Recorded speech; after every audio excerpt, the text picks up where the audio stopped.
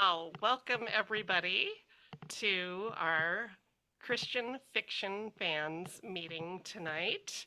And we have with us the lovely Angela Bell. I'm so excited to have her here. And she is the author of A Lady's Guide to Marvels and Misadventure, which we all just read this month. So I'm going to give you a short official bio and then we'll jump in with questions for Angela. Angela Bell is a 21st century lady with 19th century sensibilities. She resides in Texas with her charming pup, Mr. Bingley Crosby. Her favorite pastimes include reading voraciously, drinking copious amounts of tea, and writing letters with a fountain pen. I want to get a letter like that. I want to see the fountain pen. That sounds so fancy. One might categorize her books as historical romance, but Angela likes to describe them as a cuppa Victorian whimsy. Because, as Anne Shirley would say, it sounds so much more poetical. I just love that. It's the best bio ever. So, welcome, Angela. How are you? Thank you so much for having me, Deb. I'm delighted to be here. Super. Well, I'm going to stop share and then make you big so that we can see mostly you. We would love it if you would just share a little bit about your author journey. This is your debut novel, so how did it begin? Did you always want to be an author? And just tell us a little bit about that. So, I've been writing stories from a very young age. I wrote my very first book when I was 5 as a Mother's Day gift for my mom. It had approximately 12 words and hand-drawn illustrations, and I stapled it together. So, writing and storytelling has always been a part of me from a very young age. I wrote stories for my siblings as a teen. And it wasn't until I was 16 that I was like, I would love to do this professionally. I'd love this to be my job. Um, but I went to a local writers event and I had someone, a published author, kind of discourage me and was like, it's really hard. Maybe you just shouldn't bother and basically come up with a more realistic career goal. Mm-hmm. And so I set the dream aside for a couple of years, and eventually met a lovely lady named Terry Dawn Smith through my homeschool group.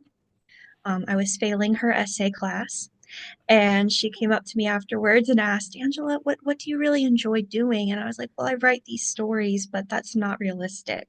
Mm. And she was like, well, bring them after class. I want to read them. And she read them and she saw something in them, which I will never know because I think those early stories are rubbish and will never see the light of day. Um, but she saw something in them, and the next year, the essay writing class turned into a fiction writing class, which I took with her Oh. for the next 3 years. She was a member of ACFW, and Susan May Warren's My Book Therapy, so she was like funneling all that knowledge to us. Um, and then in 2010, she was like, okay, it's time for you to start, developing a thick skin, getting some experience in the industry. So she had me enter the American Christian Writers Genesis contest just to learn how to take a critique. And we both ended up finaling, and Wow. we both ended up going to the ACFW conference in 2010. So I consider 2010 the year that I started pursuing publication, like for real, for real. And how old Um, were you at that point? I had just turned 20. Okay. So you were out of high school by this I time. was out of high Yeah. school, but everyone at the conference thought I was still in high school. So that was fun. I had several lovely editors encourage me to join some after school writing programs. And I was like, I'm 20, you guys. And they're like, oh, oh. So that was fun. Everyone Um, thought I looked very, very young when I was 22, and I got married when I was 20, and they're like, "You look like a teenager," and it was so insulting then. But then as you get older, if you just continue to look younger, it's a great thing, right? I mean, I'm not minding it now. So So yeah, so I went to that first conference. I met my who would later become my agent. She read over my work and gave me a very kind, "You're not ready yet." Um, I honed my craft for another year or so. I went back to the conference the following year, and my agent was like, wow, you actually listened to the feedback I gave Ooh. you, so maybe I should take a look at the book. So she ended up shopping that book around, working with me on a trial basis. We hadn't signed or anything. It was just kind of like, you're teachable, you have potential, let's see where this goes. Um, that book never ended up selling, thank the Lord, because yeah, that book did not need to sell. Um, but at the time, I was very devastated and didn't understand and wasn't quite sure what to do. Um, there were a couple of genre pivots. I wrote another book that again went nowhere. And then I got an email from this agent who kept sticking around miraculously. I kept expecting her to dump me because nothing was going anywhere.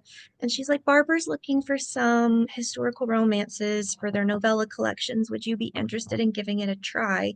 Especially since we're getting the feedback on your YA stuff that your teenage heroines sound too antiquated. So maybe you should try writing some historical romance with adult protagonists. And I was like, well, okay. So she was like, okay, if you want to try for this one, I need a proposal in 3 days. And it was like, well, if it's a God thing, it'll get done in time. And if not, then it just doesn't. That's the to date still the fastest proposal I've ever put together, complete synopsis, sample chapter, the whole Wow. shebang in 3 days. And that was my very first writing contract. So I signed that contract in, I think it was 2014, and signed with my agent. Did 3 novellas with Barber, and then everything just kind of dried up, fizzled out. I got an idea for a story in 2016, and my agent was like, this could be your golden ticket. This story's got a lot of potential. And that story that I started brainstorming in 2016 is the debut novel that ended up being published with Bethany House earlier this year. So it Fantastic. was a 12-year journey Whew. from starting to pursue publication to finally getting that debut novel published. Wow. Wow. That's amazing. Um, and so, speaking of this fabulous debut novel, where in the world did you get such an idea? Because it is something that is different from anything I've ever read before. Yeah, so I'd been doing the 3 novellas at that point, and after writing them, I kind of knew, all right, I'm liking the historical romance genre. Um, but I always kind of felt like that my stories, they just always had something a little weird about them. There was always some sort of clockwork something that I was able to work in. Let's call it And quirky, not weird, okay? It's cute and it's the quirky. weird is not a negative term. I embrace the Okay. weird. All Weird, right. Good, quirky, good. eccentric, whatever. Um, So yeah, my first novella, the hero was an inventor who made an automaton swan as his grand gesture for the heroine. Second novella had a steam-powered carousel. Third novella had a mechanical masquerade mask with a music box inside. So I always had been kind of leaning that way, and I was like, I Hmm. kind of want to see what would happen if I went fully in that direction. All in. Yeah. And I was reading Jules Verne's Around the World in 80 Days at the time, and I was loving the travel elements and the comedy and everything with the trains. And I just thought I loved the story so much. And while I was reading, it was like, a lot of the stories that you like seem to have travel as an element. And I thought of the Nutcracker Ballet, which is one of my favorite stories ever, and the land of sweets, and how Clara gets to kind of travel to these different places through the various dances of the land of sweets. And that's always my favorite part of the ballet. And I was like, well, what if you had a story where you combined Around the World in 80 Days with the Nutcracker Ballet, the travel and the whimsy, and see what happens. So that's where the story came from, was just kind of giving myself permission to play, Hmm. and stop worrying so much about what was marketable. Yeah. but just kind of figure out what my author voice was Hmm. and what my unique style was. So fun. So you brought up this traveling in suites, and if you don't know, I got to meet Angela. We met in person. She came to Minnesota. I think it was October 1st. And not only did she give me this adorable little bag, she made this herself, this needlepoint. It's a new thing for her, but it was filled with all sorts of goodies. And one of them is this little postcard that says, there's absolutely always time for dessert. And on the back, it has the recipe for chocolate truffles, which, if you know anything about me, that's going to be my favorite. So yeah, it was super fun meeting her in person. And then there's just a little nod to the desserts, and I am all about some sugar, so I love the desserts. So you get this idea to put these two together, make this whimsical, fun story. How long does it take you to actually write the book? Just the first draft. So from start to finish, the first draft ended up taking 6 years. Whew, wow. Um, that was in part due to the fact that this was kind of my learning manuscript. I was kind of discovering who I was as an author, as a storyteller. So there was a lot of stops and starts as I figured out what did not work. Mm-hmm. For instance, originally I thought I was going to write this very dramatic historical drama, all a masterpiece theater, all lyrical and poignant and, Mm-hmm. get you in the gut type of thing. And then my characters kept goofing off and I could not get them under control, especially Mrs. Stanton. Um, She's a real so bugger. she was very persistent. And I could not get them under control. I'm like, you guys, this is supposed to be beautiful. This is supposed to be like poignant. This is not the assignment, you guys. And it was my critique partner, Shauna Schrader, who was finally like, Angela, what if it's supposed to be comedy? What if there's supposed to be humor in the story? How many books on the market are there with humor in them? There's not that many. There's a Mm-hmm. lot of tearjerkers, there's a lot of family dramas, but there's not as much humor. And she was the one that pointed out to me that I naturally gravitate towards stories with humor in them. I gravitate towards shows with humor in them. And she was like, "You're really funny." And I was like, "Okay, Thank you very that's much. that's an opinion." Um, but she was like, "Well, just see what happens. Just try it." So at that point, once I got out of the way and let the characters take off, the story started to pick up steam and it went from this very emotional cross-country journey to reunite grandfather with his son who had been, imprisoned in an asylum for years and they didn't know and yeah. And then it went from that to, well, let's just go on a merry scavenger hunt and take our time and see the sights and eat some dessert and see how many animals we can pick up along the way. So fun. So 6 years is a long time. How did you keep going? Were there times when you were like, forget it, screw it all? Or was it just a matter of like you're working other jobs and so you're just getting to it when you can get to it? Or how did that go? Oh, well, there was a lot going on behind the scenes. So there were some delays because of stuff going on with family, stuff going on with my health. So that caused part of the delay, but part of it really was just me trying to figure out who I was, um, and what I was going to be as a writer. There were several times where I was ready to throw in the towel. Um, Mostly because it would be like all these doors have closed, and then there would be this moment of, is this really a God thing, or is this a dream that you need to let go? Mm-hmm. Is this something that God wants you to continue to pursue, or is this something that you need to surrender to Him and move on, get a real job, like type of thing? Yeah. And just about the time I would start to hit that point without fail, something would happen, Mhm. whether it would be an encouraging note from a friend or um, a little nudge from my agent. Um, I'd have a writing session that went really well. There would just be some little nudge from God every time I would get to that point of, is it time to let it go? Mhm. And then there would be another little nudge that would keep me going for a little while longer and a little while longer. Um, and the big one was when after, I finally got the manuscript done, my agent had been shopping it around for over a year, and we'd gotten five very lovely rejections, like the sweetest rejections ever. Like couldn't even get mad at them. They were just so nice.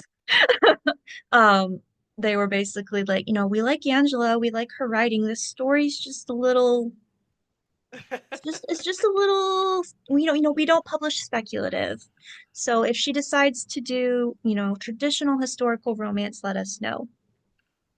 So about that time, about a year and a half into waiting, we'd heard no from everyone except Bethany House. And my agent comes to me and is like, I'm wondering if we need to start looking at Plan B. Whether that's, her compiling a list of smaller presses or looking into indie publishing. And at that point, that was another one of those moments where it's like, okay, God, is this something I'm trying to force to happen? Or is this something, where I just need to be still and wait on you? So I told my agent, I was like, I'm I would be more comfortable with Plan B if I knew Bethany House was a definite no, Mhm. because Bethany House was the dream too big to be uttered. They were the Yeah. they were the one that I secretly wanted the whole time, but was too scared to say because it's Bethany House, Mhm. um, like Jeanette Oak and Bethany House. So I was like, if you could just kind of poke them and see, if it's a no, then I can like go through the grieving process and move on. Mhm. Um, but the not knowing was driving me crazy. So she kind of poked them, and basically, my novel was started off with one acquisitions editor, and then there was some internal shifting at the publishing house, and so it got hot potatoed to through two other editors before finally landing with my editor Jessica, who took it to pub board. So it was a very long journey and lots of moments where I had to evaluate whether I wanted this dream more than I wanted God's will in my life. And I had several Mhm. moments where it was like, okay, God, if this is not your will, I'm willing to let it go. Yeah. And every time there would be some little nudge from him to keep going. Mhm. What's interesting to me is I feel like you went on a similar emotional journey as Clara did of learning how to surrender and rely on God. And it's like you're both going through the same journey as you're writing this story. Yeah, at this point, God has yet to let me write anything that I do not go through first, which is super fun. Um, Especially when it's dealing with surrender and, exchanging self-reliance for dependence on God. I mean, there's a reason why now, if I start to get a little too anxious or my self-reliance starts to show its ugly head, my family will look at me and go, "Don't be Clara, don't be Clara."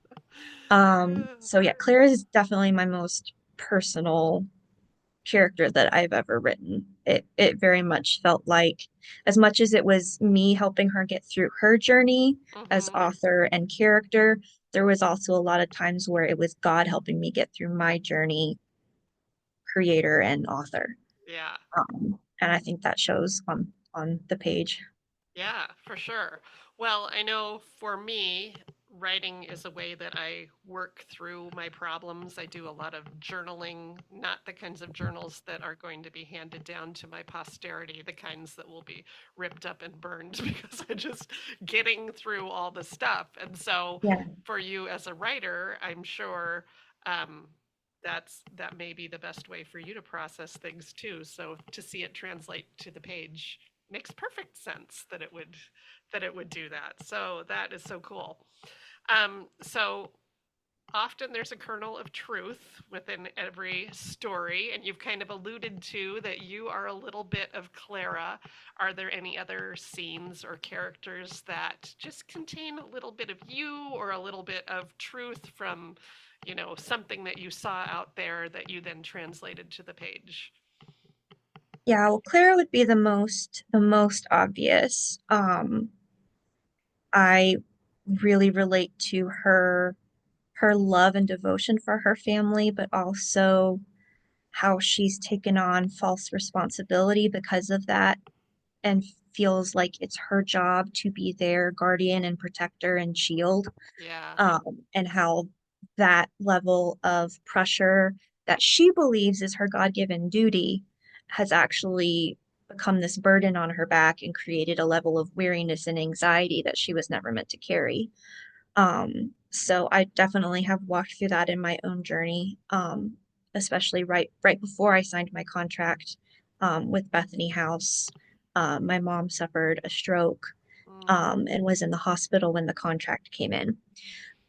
So there was a lot of mixed emotions when that contract finally came in, and it felt like, okay, I'm finally getting my dream, but what does that matter if this is going on yeah. with my family? Right. Um, and God gave us the grace. He helped us get through it, and it was very obvious that it was him because I just did not have any strength. I had nothing. Like Mm-hmm. I was literally going through the motions on adrenaline. Um, and I think that's kind of where Clara has to get over the course of the story. She has to get to the point where she literally has nothing left to give. All the tools on her chatelaine are gone. Mm-hmm. Um, she's pulled away from everything that she thinks she's supposed to do. Um, and that moment where she's literally got nothing left, that was a moment that I had to reach with God and say, okay, God, if you're all I have, that's enough. Yeah. So that's very much a kernel of truth pulled from real life. On a funnier note, my mom was a big inspiration for Mrs. Stanton. Really. She likes to call herself my muse. So in the opening chapter, when Mrs. Stanton accidentally snorts a smelling salt, that's happened in real life with my mom more than once. Oh, funny, funny. So, your mom is your muse, and she inspired Mrs. Stanton. Is she a big animal lover? Does she have like a live stole? No, I'm sure an ermine that she. She does not have a live stole, but my mom is a big animal lover. She homeschooled my siblings and I, and nature studies was one of our favorite subjects to do together. We would go on nature walks. We caught tadpoles and watched them turn into frogs. We caught caterpillars and watched them turn into moths and butterflies. Mm-hmm. We've had pretty much every pet under the sun, mouse, gerbil, guinea pig, dog, cat, turtle, bearded dragon lizard. So yeah, she's very much, I think, where I got my love for animals, even just through the literary choices she made, teaching us. I mean, Beatrix Potter was Mm-hmm. very big in our house, Yeah. um, and her love of animals. So I think that really transcended through me and through my storytelling. So yeah, currently we have a red ear slider turtle. My sister Tabitha has a Great Pyrenees named Lady Jane and a Great Dane named Millie. And then I have a Lhasa Apso named Mr. Bingley Crosby. Oh, and we have our cat Sinatra. So fun. We had hermit crabs in our family. Well, that was Ooh. probably the most exotic pet and really about the only pet. I'm not so much an animal person and I am allergic to cats very much and dogs Ooh. to a lesser degree, but I don't know. I'm just one of those not super comfortable around animals, and so my kids begged, and I gave in to some goldfish that promptly died, and then we did have our hermit crabs, which are somewhat exotic.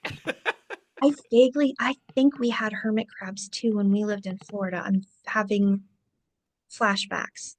Yeah. Apparently, they didn't stick with me as much as the gerbils and the hamster.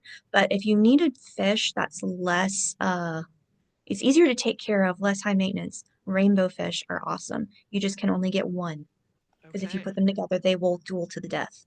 But if you just have one rainbow fish, they don't have to have a lot of space and they're super pretty. Fun. Fun. Well, that's so cool to hear about your animals and the inspiration for Mrs. Stanton. Now, the other thing that has struck me in this book is all the places that we got to visit through this story. And I I don't know how you did it. Like, I just want to know, like, have you traveled to any of those places? Was this a lot of research? And also, I mean, it had to be research because some of this is historical places. I don't know if some of them you made up because I did not check any of your research. I'm not going to do that. But maybe some of these places are you made them up. Maybe you went into deep research, but we just want to know how did you get all these details in there? So this story was born from my uh unfulfilled wanderlust. So I've never actually been to Europe. I've never traveled to any of the locations in the book. So writing the story was my way of allowing my imagination to plan like my ultimate Viking river cruise and go to all Mm. of these wonderful places that I would love to visit. So all of the locations, all of the major locations that are named, Mm-hmm. are real. Most of them are still standing except for Wild's Great Globe, which was torn down. But all the clock towers, the cathedrals, most of those are still places that you can visit. The only places that I made up were my quirky little inns with their quirky little names, because then I got to make up their quirky little names. So, but all of the landmarks, um, like the cathedral in Strasbourg, Mm-hmm. the Westerstoren in Amsterdam, the Prague clock. Oh, I Mm-hmm. don't know how to say the name of the clock, but the gorgeous clock in Prague. Those are all real places. And that was a lot of internet research, a lot of travel blog reading, and thank the Lord for YouTube because there were some things that I could not find information on, but I went to YouTube and there was some tourist that had uploaded a video so that I could see, like, wow, in Dam Square in Amsterdam, there's like a whole bunch of pigeons just flying around and there's street musicians. That was a type of sensory detail I would not have gotten Mm, just by yeah. reading about it. Um, there was a couple of the clock towers that like I could not figure out, is it actually feasible for my characters to access and go up to the top? Yeah. And then I would find a tourist video of someone filming with their cell phone, them actually climbing up to the top. So then it was like, okay, so it is feasible. The stairway's narrow, but Crinoline's smush, so she can make it up there. It's feasible. So yeah, a lot of YouTube, and some of the locations even have virtual online tours. You can like look up Mm, their websites. yeah. So I know like the Palais Amsterdam, that's got, the big statue of Atlas and the maps on the floor. All those details I got because I was able to take a virtual tour and literally pan down to look at the floor, pan Mm-hmm. up to look at the ceiling. Um, like I know I wrote the whole scene and then I, go back and do my second draft where I add in a lot of the details. And I went through the virtual tour again and realized, oh, if you pan off to the side, there's a bunch of windows that I had completely missed somehow. So I'm like, so there's going to be a ton of natural light in here. Mm-hmm. And there's all these windows with little alcoves. So I was able to work that in. Um, so that's Mr. Bingley Crosby making his Oh. presence known. Bingley, hey, apparently someone's at the front door. And he has to warn us, Leslie. Yes. Well, he's your Hey, protector.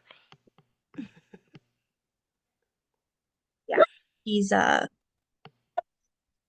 he just went full guard dog mode activated. So yeah, and then people wonder where I get comedy and stuff from my stories. Like that's just life, you guys. Yes. I feel like my life is one misadventure after another.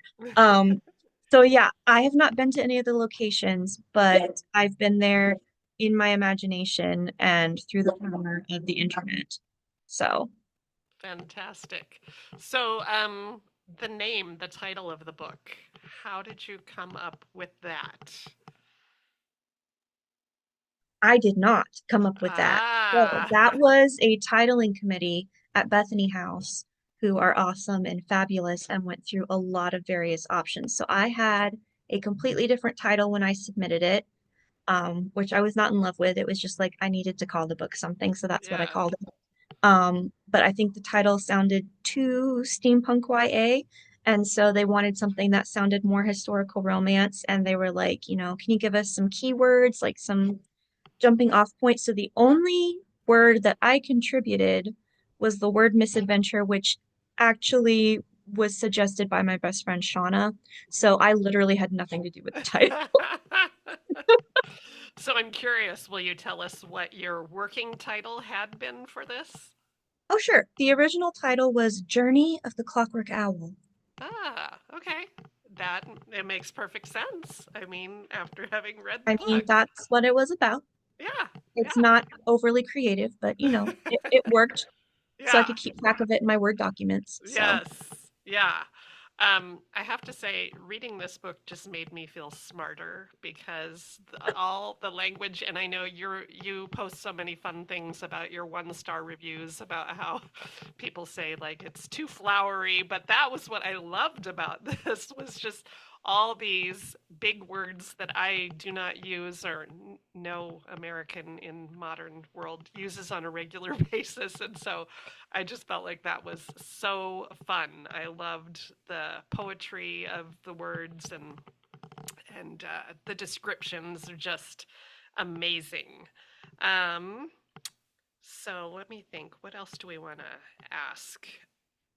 Um, Tell us a little bit about your writing process. So, do you have like a schedule? Are you really like, I get up every morning and this is what I do? Or what's your process? so I've recently had to completely rework my process because my old process was leading to burnout, Mm. um, which is not good or productive. So I've recently rehoned my process, and now I get up first thing in the morning. I prioritize my time with the Lord. I make sure that gets done first. And then I try to kind of naturally segue from that into a writing session. And I have switched my mindset from I have to get so many words done, or I have to finish a chapter, or I have to finish this scene. I've gotten to the point I go one paragraph. That's all you Mm. have to do. Because if I put any more pressure on myself, on my brain,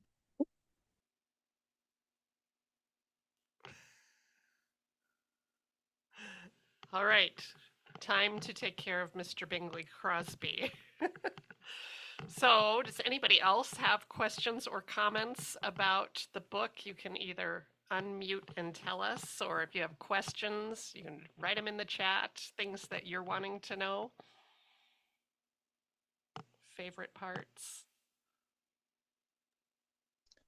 You've done a really good job of asking her questions that I had in my mind. Like, I too had wondered if she had traveled to these locations. Mm-hmm. Now I wonder, is she want to travel to these locations? Yeah. Um, I also wanted to know if she had an engineering background with the, Ah. no. because I was like, that was amazing.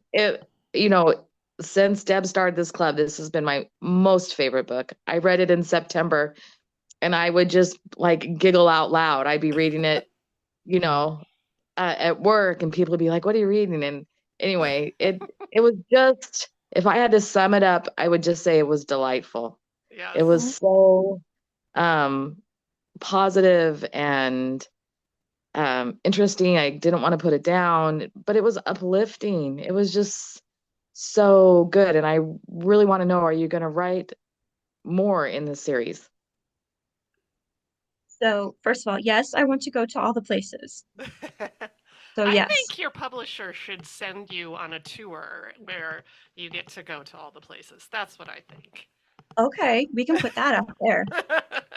So yeah, that would be amazing. So yes, I want to go to all the places. No, I do not have any kind of background in engineering. That is a lot of creativity and imagination and some research on my part. Um, but yeah, as far as writing more books, I am currently working on a second book for Bethany House. That will be another Victorian era, another whimsical historical romance, more comedy, more animals. So this is my lane, and I'm wanting to stick in it as long as I can because I love it so much. So there's more stories on the way.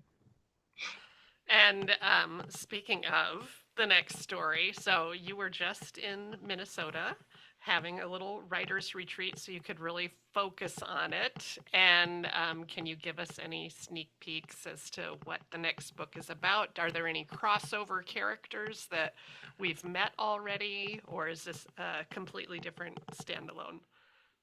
So the plot will be standalone, but there will be a familial connection. The heroine is Clara and Theodore's daughter. So we're Ah. jumping ahead 30 years to 1895, and we'll be with Clara and Theodore's daughter, Margaret. And my hook for this one is Little Women meets Inspector Gadget. Whoa. So fun. So it is also set in Europe, I assume. Yes, I think this one will be primarily in England. Try to do a little less research burden on myself Yes, this go around. a little less traveling. So another research item I'm curious about is the food, the Mm. desserts. Like, are these things that you've actually eaten, or did you just go online and say, what do they eat in the Czech Republic? What is their traditional dish? Like, how did you come up with all that? Food blogs, travel blogs, and just a general acceptance that I would be perpetually hungry because I couldn't I couldn't get my hands on any of it. So yeah, I did a lot of research of, what was traditionally eaten in the different locations. And then my focus was always, what would be a quintessential dessert that the characters could get here and enjoy. Um, so I have not made any of the recipes, but I've drooled over several of them on travel blogs. The only one that I've tried in small part would be the stroop waffles from Amsterdam because they do import some over here. Mm-hmm. They're not as big as the ones that I've seen Oh, on like wow. YouTube that are made on the street are like as big as my head. Holy cow. But if you go to Walmart or TJ Maxx or something, you'll find these little Yep. octagonish boxes of Mm-hmm. stroopwafels. Um, and they're really, really good with a cup of tea. If you find a cup that is smaller Mm-hmm. circumference, then you can put the stroopwafel on the top and let the hot tea warm the Mm-hmm. caramel inside. So good. Or I've heard they're also supposed to be on a cup of coffee. My uncle is crazy for the stroop waffles, and we can get them at Aldi sometimes, and which I know not everybody has Aldi, but possibly a Trader Joe's thing as well. But and I believe I saw Costco seasonally will have like these big bulk packs Ooh. because I bought them for him for a birthday present one year because he's so crazy about the Stroop waffle. So yeah, that's fun. Can I tell you, I have something really cute to say about the stroopwafel. All right. So Okay. I read this book back in September, and I'm a retired teacher, so I just substitute teach now to contribute to my grandma fund. But I had a position that was only supposed to be 1 week that turned into 3 weeks. And as a thank you, that teacher brought me a little package of stroopwafels. And I had never heard that word before. I was like, what do you do with this? Do you just eat it? And she explained how to use it. And I was like, okay, I'm not, I don't know. But I took it home and I made like a hot apple cider and I gave them to my family and we all tried them. And they're like, you made up that word, stroop waffle. I'm like, I didn't. And anyway, fast forward like 2 weeks and I'm in the middle of your novel. And I was like running downstairs to my husband going, look, it's in print. Well, I had never heard that term before, but I was so happy you included that in your book. Yes. Wow. So we You're have right. They proof. are so good with cider. You guys, the caramel and Mm, cider. Oh, yeah. okay. That might even top the tea, honestly. Okay. I'm going to have to put that on my list. So fun. So, we talked a little bit about just what a long process getting this book out there was. And you did mention that in the midst of this, your mom had a stroke. Were there any other challenges that you faced personally in the process of writing this story? Um, I think with this book, it was just what we talked about earlier of, if I was doing what God wanted me to do, Mm-hmm. or if this was a crazy dream that I just needed to, let surrender to Him and accept reality. And Mm-hmm. um, so I think with this one, it was just the long years of waiting and kind of the uncertainty and the doubt um, that would come in waves. Mm-hmm. Um, I'd have some seasons where I was really convinced that I was doing what God wanted me to do, and then there would come a couple of months where it was like I really didn't know anymore, and it just seemed like all the doors were closing, and it's like, okay, God, I don't want to go where you aren't because I'm very aware that I need you in order to do this.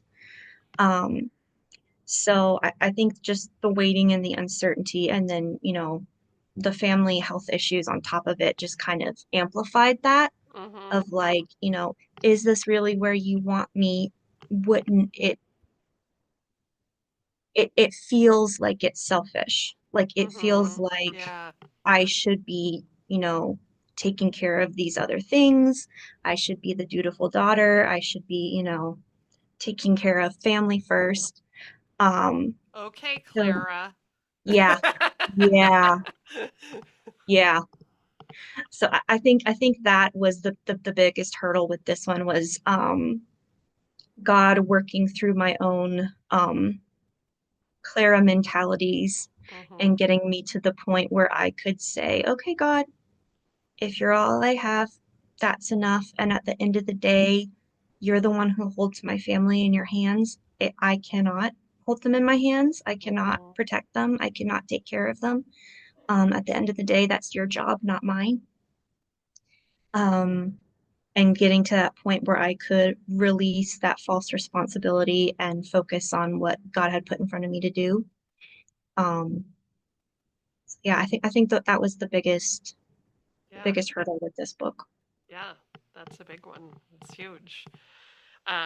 And what a beautiful lesson, too, a life lesson. And I just love how not only was this book so delightful and quirky and unusual, and the beautiful language and description and the funny, but then there was such a solid message to it. Like it all circled back to, it didn't have to be the masterpiece theater, like serious thing to bring a really serious message. And I think it almost packs a bigger punch that way because we're just so wrapped up in the delight and the whimsy. And then it kind of just takes us sideways for a minute and goes, hold on, hold on, remember the message, remember the truth. You did a beautiful job. I just love it so much. Um, any particular books or authors that have influenced your writing style, your career, or people that you really love reading? Because we're always looking for more good authors and good books here.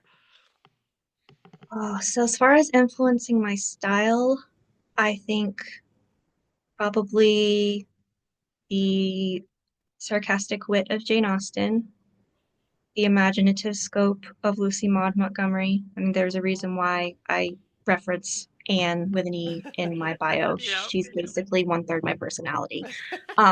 So yeah. And then also, just the kind of wholesome hominess of Louisa May Alcott, Mm, Little Women, yeah. the tight family bonds, um, the friendship, the kind of, yeah, wholesome hominess is the best word I can think of it. And then like all the children's literature I read, that just fostered my imagination. I mean, whether it was Dr. Seuss or Dr. Dolittle or Beatrix Potter with her little bunnies in blue jackets. I grew up on really, really good children's literature. Mm-hmm. Um, The Busy World of Richard Scarry. Mm-hmm. There's just so many things that really fostered my creativity and imagination as a kid that I think enables me now to come up with the weird and zany and clockworky gadgets and stuff. Yes. Yeah. And I'm just going back to that ermine again. How do you come up with an ermine that is lame and a stole? Like, where does this idea even come from? I don't know. I thought it was funny.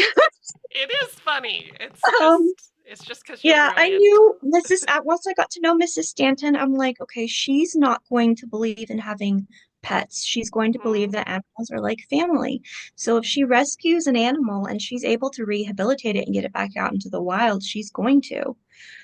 So I knew if she was going to have pets in the house, there was going to have to be a reason why she kept them. Hmm. So I knew pretty early on that, any pets that were in the house, there was going to be some reason why they couldn't be sent back into their natural Okay. habitats. Yeah. Um, and so doing research on the Victorian fashions, and I was like, I'm seeing a lot of fur trim. Mrs. Stanton's not going to be okay with this. Yeah. But then I was like, but what if? Because a lot of them had like the eyes and stuff, Uh-huh. and like it still looks like a little critter, Yeah. like disturbingly so. So I was like, so what if people think that's what she's wearing, and then all of a sudden he lifts up his head and looks at them because he's still very much alive. So yeah, I don't know. I thought it was funny. It's genius. It is absolute genius. I loved that so much. It just, in fact, I read this book twice because I was gifted it in August and I was reading it and my mom and dad were in town and I did the same thing as you, Sunny. I would just keep giggling and my mom goes, "Is this going to be another one for our book group?" I'm like, "I don't know. It might be." And I'm trying to describe the ermine and all these things and then I was like, "Yeah, we have to read it." And so then I reread it so I could pull quotes and refamiliarize myself with it in the last month. Um, Super fun. Well, we are coming to a close here. So, would you tell us where is the best place for us to keep in contact with you? So the best place to keep in contact with me would be through my email newsletter, which you can subscribe to at authorangela.bell.com. I send out seasonal newsletters to have a little chat at the turn of the season. And then if there's any type of deals on my books, that'll be the first place you find out about them. Very cool. And do follow her on Instagram if you are on Instagram. I love that she posts her 1-star reviews and they are just hilarious. And I also want to encourage you all to please make sure to um, give her a rating on a 5-star rating, please, 5 stars on on Amazon and Goodreads because that is so helpful to authors if you can review their books on those places. So make sure you do that.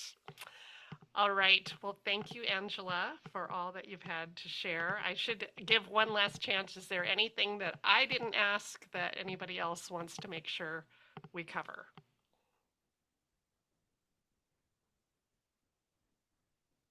I'm just curious if any of the characters still talk to you.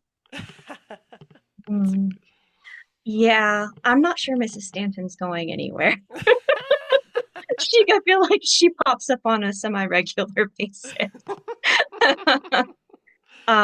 But yeah, I think mainly Mrs. Stanton. But yeah, I'm starting to get to know some new characters though, so I'm Yeah, excited to introduce readers to them. that's so fun. What a good question. All right. Well, thank you, Angela, for being here. We really appreciate you. We love your story, and we can't wait for the next one. Do we have a tentative date yet for that next one? We do not have a tentative Okay. date. All right. Well, we will just wait with bated breath because we know it's going to be just as delightful as this one. So thank you for being here. Thank you so much. Thank you for your patience with my sweet little doggy.